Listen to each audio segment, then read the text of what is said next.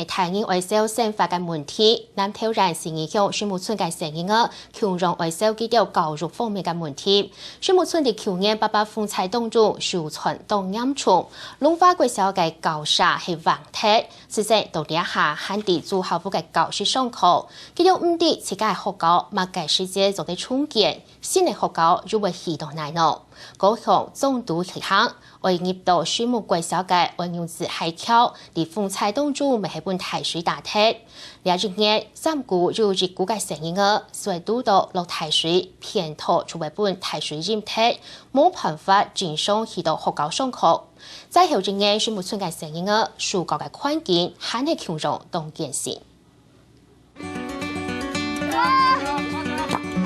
下週公開會長腳調水，成員嘅踢到內線，龍華國社會主校部學校無運通平，學生嘅製作嘅體操平衡運通。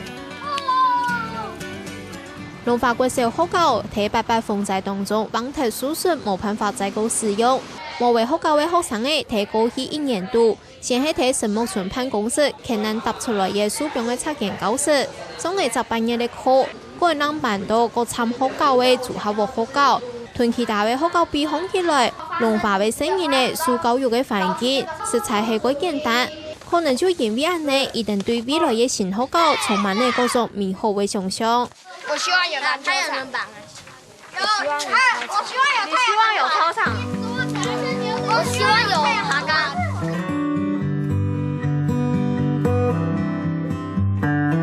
不過成員嘅心肝跳度歸上愛重建嘅新學校，但因為前教用地嘅安全問題一直唔好勢，造成重建嘅腳步冇乜嘅停通。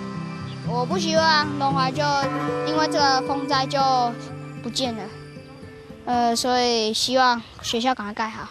我爸媽說，如果學校蓋起來的話，那就繼續在這裡讀啊。如果學校還沒有蓋起來的話，可能6年級就要趕走了吧。龍華國小係唔係重建？聽聞日要去哪家嘅圖書，一條太熱能做得幾天嘅事情，連帶影響嘅成員嘅心情。當我一見神木國小嘅成員呢，係唔係做得去圖書，我看天公伯嘅面色，因為入到學校位置嘅行條，睇風采嘅世界本大黑，也一年大白讀到太熱，偏頭就會唔見得。要打斷了神木國小1/3成員的圖書的路就是常常就是都有泥巴，然後就是水太大了，每次下雨就路不通，所以就不行，有時候就不行來上課。要做流籠，還有那個地上很多泥巴，有時候都要我爸爸背我到流籠的地方。800風采過後1年呢，神木村的成員呢，受教育嘅環境還係過艱辛，因為係唔係做得圖書都冇清楚，學校係唔係要重建，亦都冇結天天，甚至連新學期會睇哪家嘅圖書也唔知。客家新聞馮陽山、宋景娥南投報。